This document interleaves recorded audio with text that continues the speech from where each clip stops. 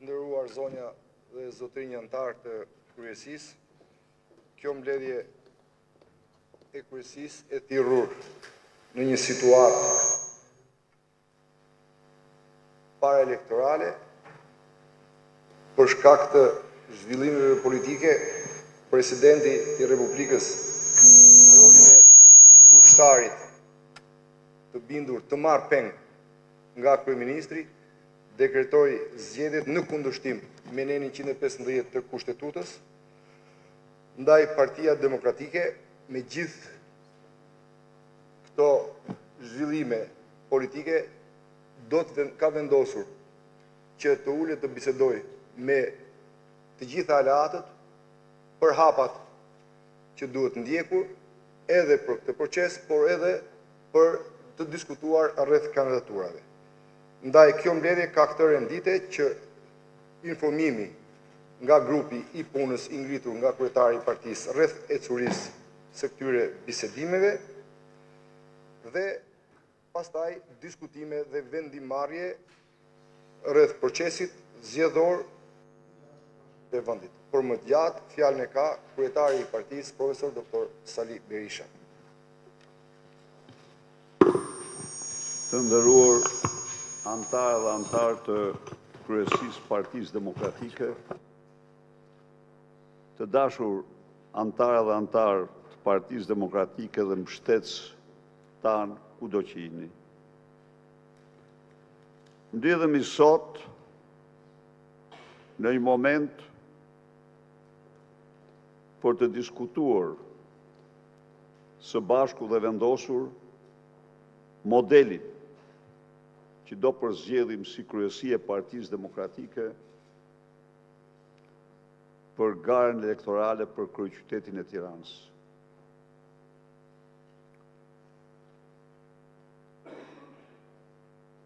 Që në fillim duhet theksoj se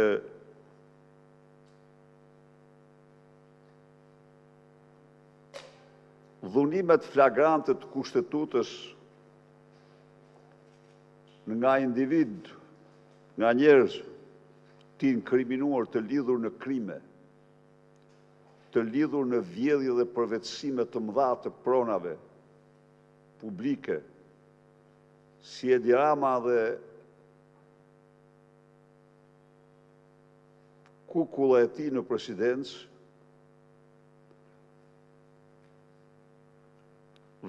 seria e dhunimit të Kushtetutës me aktet e tyre, me të drejtë e bëjnë të debatueshëm, e bëjnë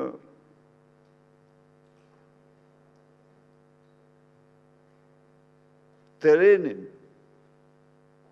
antikushtetues dhe në këtë kontekst të debatueshëm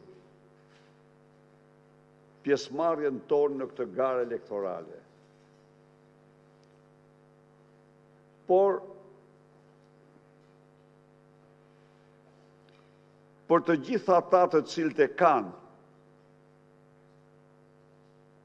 parasysh se ne jetojmë në një diktaturë autoritare, në të cilën Kushtetuta është një letër e vdekur, në të cilën ligji është një letër pa vlerë.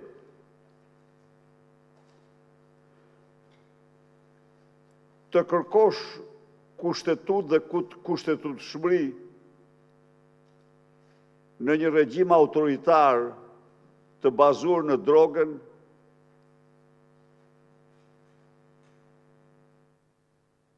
është si të kërkosh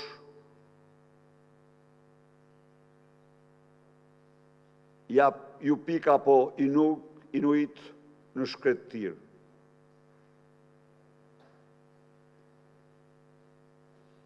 Parimet e kushtetutës sigurisht janë të pavdekshme, janë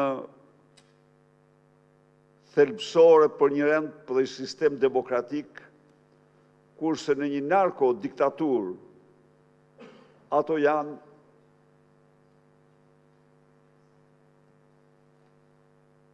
faktikisht të parespektuara.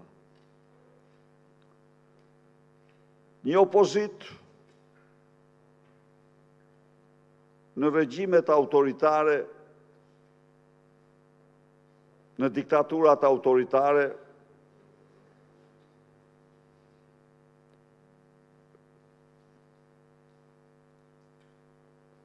ka si mision përmbysin e saj, duke mos mashtruar veten asnjëherë se ajo përmbyset me votë.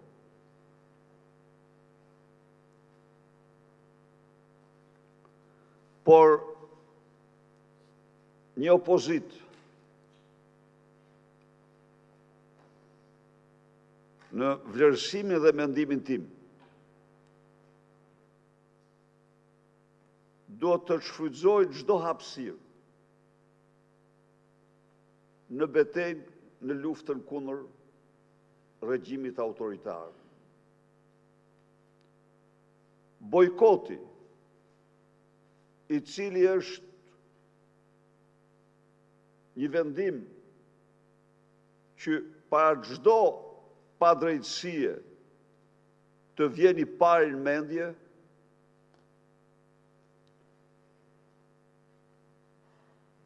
është provuar me një efekt destruktiv për opozitat, për ekzistencën e tyre.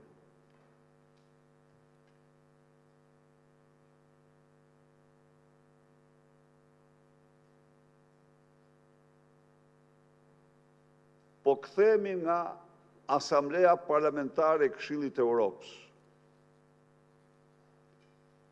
Dhe një problem madhor është situata në Gjeorgji. Me dhjetra opozitar të burgosur. Nga kukulla e Kremlinit në Tbilisi, që s'përfill një lloj si kreu organizatës kriminale në Tiranë asnjë parim. Por miqtë e mi, ajo opozit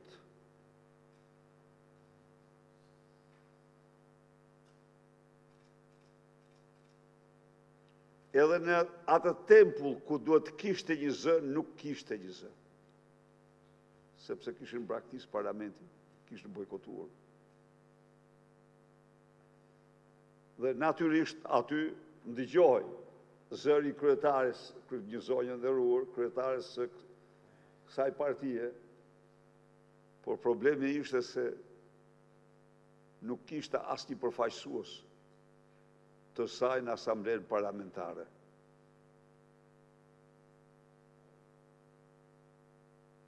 Unë ju them këte, përveç kësaj, pasojave tjera të shumë llojta të bojkoteve. Pra, në pamje të parë, edhe unë kërkoj nga çdo demokrat dhe demokrat të arsyetoj për këtë çështje.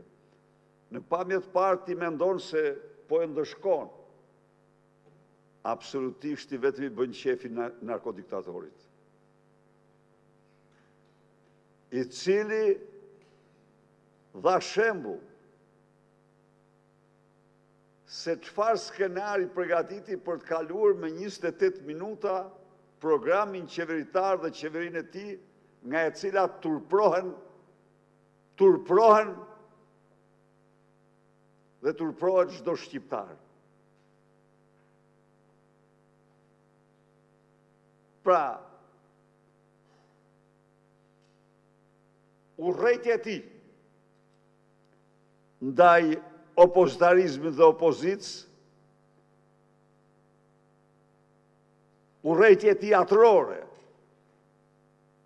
e trashëguar, e shtyrë këtë njeri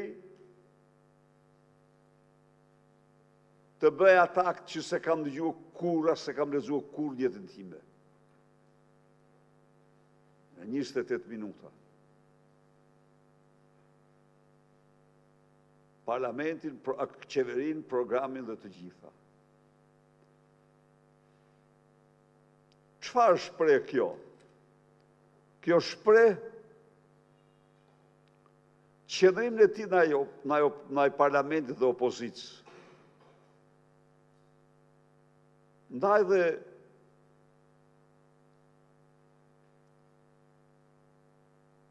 opozita nuk duhet të lëshoj pozicionet e saj. Në bindjen time në interes e saj më të mirë. Po, çdo opozitar dhe opozitar e ka për detyrë të shpjegoj çdo qytetari dhe qytetare çfarë është një diktaturë autokratike.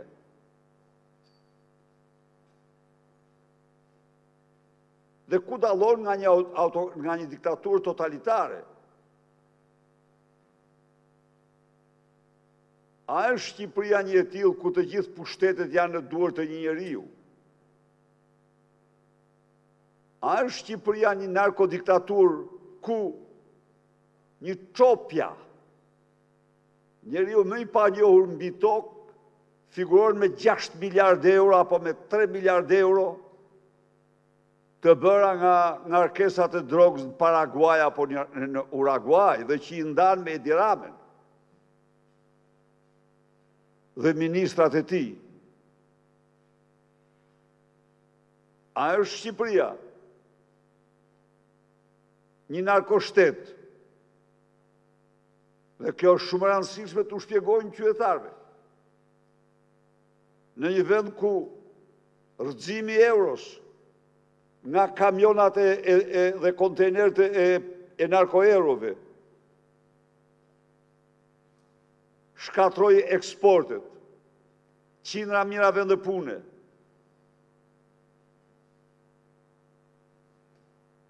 Futi recesion industrinë. Statistika zyrtare, këto po duhen lexuar ama. Statistika zyrtare. Prodhimi industrial në Shqipëri është në recesion. Prodhimi bujqësor në Shqipëri është në recesion. Po ekonomia nuk është në recesion. Pse? Sepse janë kullat e drogës dhe pallatet e drogës. Sepse miliarda e miliarda euro lahen në parajsën e parave të krimit që është shtruar Shqipëria sot nga Edi Rama. Por, ndërtimi është ndërtim. Shqipëria nuk është një fjetore e madhe, gjigande. Sot, vetëm Tirana numëron 56.000 apartamente. Bosh. Thonë të pashitura, jo nuk janë të pashitura. Janë të blera nga çunat e krimit. Por, në anonimate me mënyrat e tyre.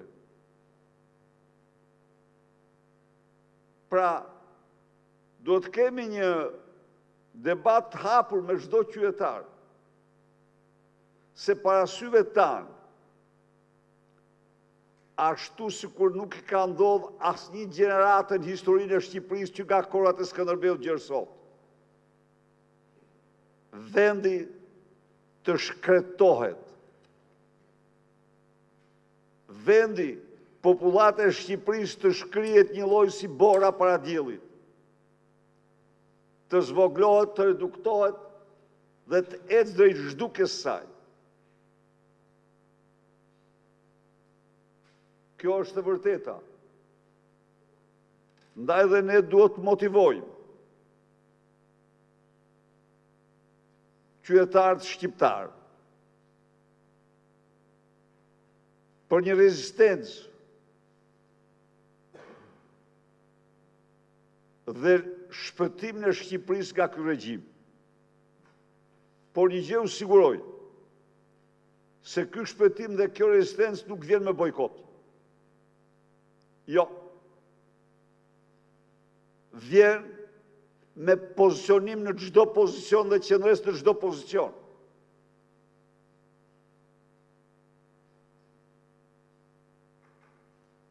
Nuk vjen nga jashtë. Vjen nga ne, nga qëndresa jonë.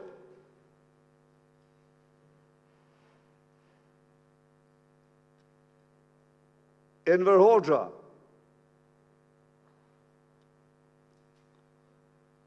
vendosi propagandën më koprolalike të kohrave. Nuk i ndodhi gjë nga jashtë.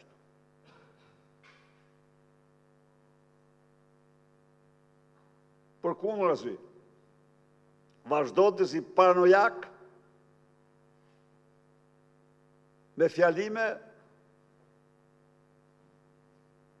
dhe pasardhësi i tij Edi Rama nuk ka një diktaturë totalitare, por një diktaturë autoritare, vazhdon edhe ai betejën kundër imperializmit amerikan.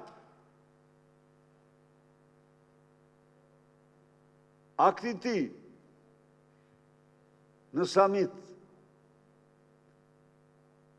është akti më i shëmtuar që një përfaqësues mund të bëjë. Çfarë tregoi ai me te? Ai tregoi urrejtjen e fshehur që ka ndaj presidentit të Shteteve të Bashkuara. E ka atë nga trashëgimia hoxhiste. E ka atë nga dosjet e hapura që kanë Shtetet e Bashkuara, jo një, po disa, për krimet e tij. E ka atë të paguar nga George Sorosi, ato ne nuk i dim. Po faktikisht ai është i vetmi që e shfaq, që nuk nguron ta shfaq, pavarësisht se jashtë çdo konteksti.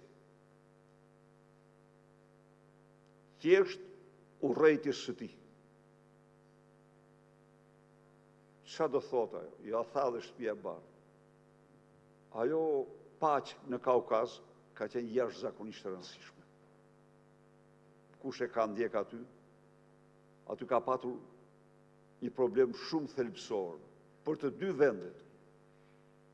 Dhe u gjet zgjidhja. U gjet një zgjidhje shumë e mirë. Qoftë për Azerbajxhanin, qoftë për Armeninë. Korridori që ishte bllokuar u shtruan korridor të lirë. Kush e kritikoi atë? Ja u them unë, Irani. Vetëm Irani e kritikoi haptas atë marrëveshje dhe e tallë Edi Rama, i cili ka paftyrsinë që në Bled të deklaroj se Europa nuk ka nevojë të presë për planin e paqes përtej oqeanit. Se Europa vetë, thot ai, është paqja. Është kultura e paqes, është paqja në kulturë. Kurse mram ose parmram deklaronte që në kthes presidenti po kthen emrin paq në fjalorin e harruar të Perëndimit.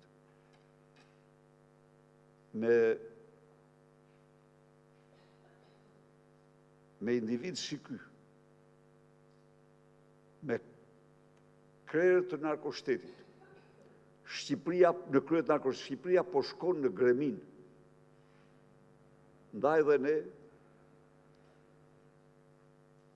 duhet të nërmarrim një përpjekje të madhe të fuqishme në radhë parë me strukturat, antarësinë dhe mbështetësit tanë me qytetarë shqiptarë për të shpëtuar vendin nga ky kryeministër që kryeson një organizatë kriminale të bazuar në krimin drogë, një lloj si Enver Hoxha, që e kishte organizatën kriminale të bazuar në ideologjinë dhe luftë e klasave.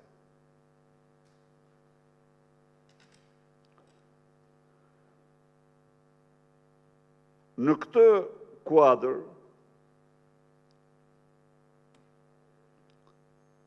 mendoj unë se duhet të vlerësojmë, duhet të shqyrtojmë pjesëmarrjen tonë në zgjedhjet në Tiranë dhe në degët e tjera. Tani,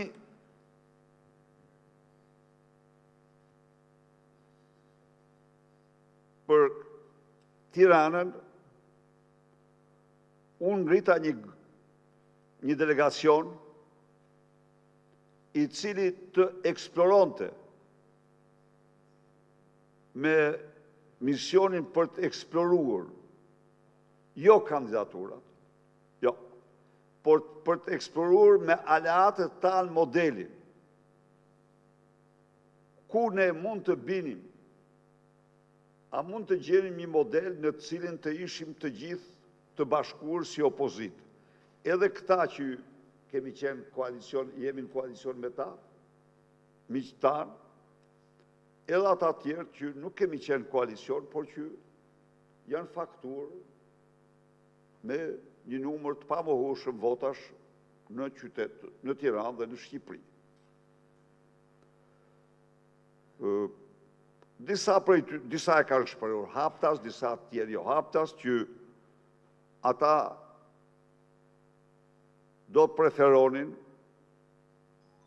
një përfaqësues, një kandidat, të themi, të pavarur e të mbështetur nga opozita, në mënyrë që shanset, në qoftë se mbështet gjithë opozita, shanset të jenë më të mëdha. Propaganda e Partisë Demokratike, e Partisë Socialiste për të mbuluar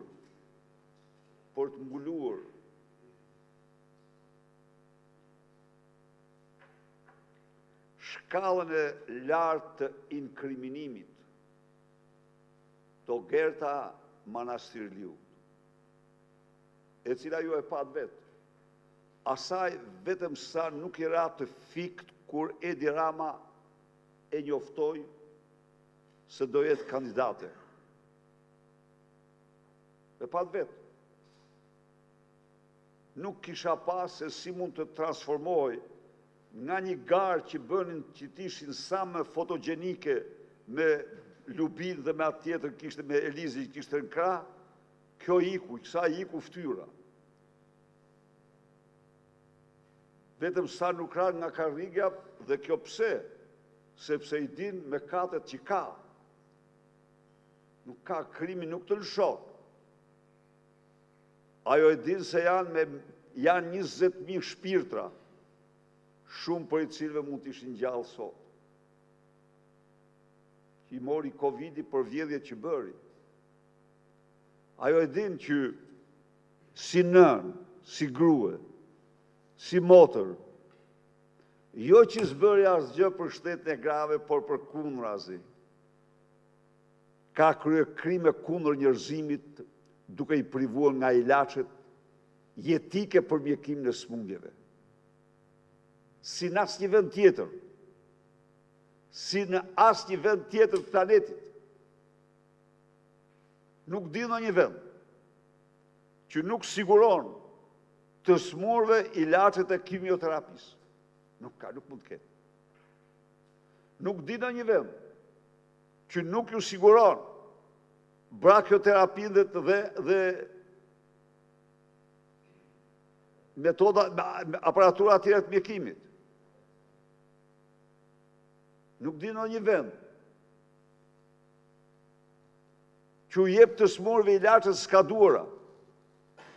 Dhe të gjitha këto që po thëmë janë konkluzionet kontrolit lartë të shtetit të dorëzuara në skrapin e partisë, po që i mbulon Altin Troplini, që është më kriminal se sa kjo. Se të mbulosh këto krime, që ngjiten nivelin e krimeve kundër njerëzimit.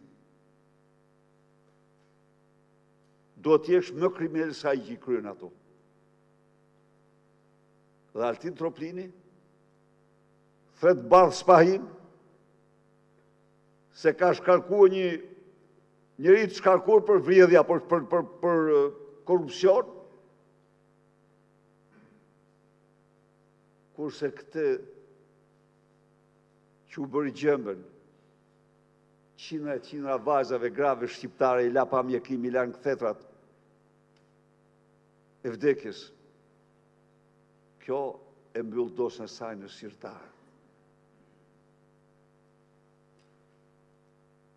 Dhe për të mbuluar të gjitha këto propaganda, mediat e kontrolluara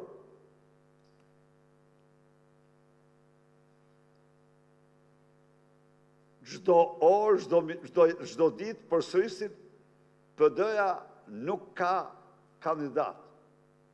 A kishte shpifje më të madhe se kjo?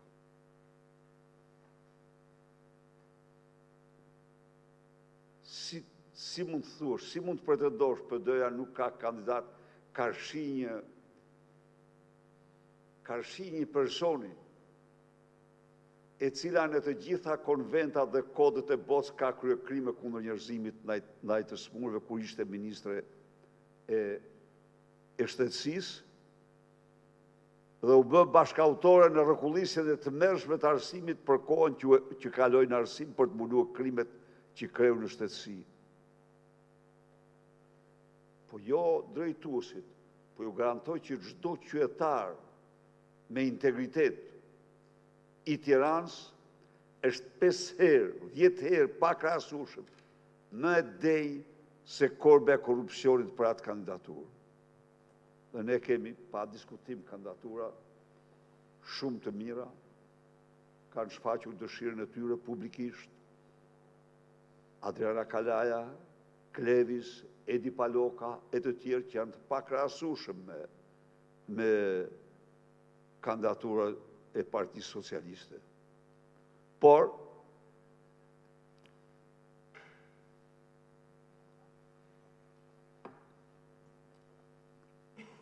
kështu që përpjekja jonë për të arritur në një ujdi të gjerë me forcat tjera opozitare nuk ka asnjë lidhje me problemin e kandidatëve tanë të shkëlqyer. Nuk ka lidhje. Por ka lidhje, pa diskutim ta themi këtu, me rekordin elektoral. Tërësinë e votave si opozit dhe kjo nuk mund të injorohet. Ka lidhje dhe me një gjë tjetër, me një moment të dytë.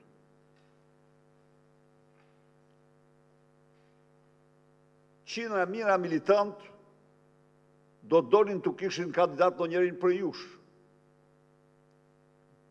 Po disa të tjerë do donin që të kishte një kandidat jashtë nesh. Me qëllimin jo negativ, me qëllimin më të mirë që t'jemi sa më afër fitores, sa më të votueshëm. Janë dhe këto. Do më thënë, njerëz që mendojnë se dalja jashtë modelit, strikt, partjak, aplikimi një modelit tjetër nga PD-ja, është një përfillje më e madhe për elektoratin dhe ka shanse më të mëdha. Tani, për të gjithë kjo mbledhje kryesie, edhe njerë them, nuk janë bërë diskutime për kandidatura nga përfaqësuesit tanë, janë bërë diskutime për modelin që duhet që si thush, do të bashkonte më shumë spektrin opozitar në kandidaturën e Tiranës. Kanë thënë në një kandidaturë, unë ju them ju, ne nuk i ndalojmë do të shprehin mendime, por asnjë takim nuk është bërë për kandidatura. Jo, takimet janë bërë për modelin. Edhe unë them që kanë qenë të hapur dhe janë shprehur, kanë shprehur mendimet. Disa prej tyre kanë shprehur edhe në media ato mendimet për këtë çështje. Kjo na edhe ju ftoj të përqendrohemi në një përgjigje. Koha është jashtëzakonisht e ngushtë, e shkurtër, por duke patur parasysh se përpara nga organizata kriminale e Partisë Socialiste është një nga eksponentet më kryesor të krimit që me qëndrimet e saj ju garantoj se jo në Shqipëri, edhe do ta konsiderojmë këtë, ja u them këtu, do ta konsiderojmë. Nëse mund të përgatitet një dosje për gjykatën ndërkombëtare, mbasi janë lanë të smurt, janë mjekuar, janë lanë të smurt në mshiren e ilaçeve skaduara duke undhruar etiketat, ka akte makabre. Janë lanë muaj të tërë aparatura të prishura, të cilat mund të rregulloheshin brenda një jave maksimumi. Pra janë shumë akte që për Altin Troplinin është nuk kanë ndonjë, nuk përbëjnë vepër penale, po për konventa ndërkombëtare janë akte që ngjiten në krime kundër njerëzimit. Na edhe ne do i konsiderojmë, nuk mund të them se duhet të këshillohem me juristë me eksperiencë, por për mendimin tim edhe meriton plotësisht si një qëndrim ndaj këtij regjimi.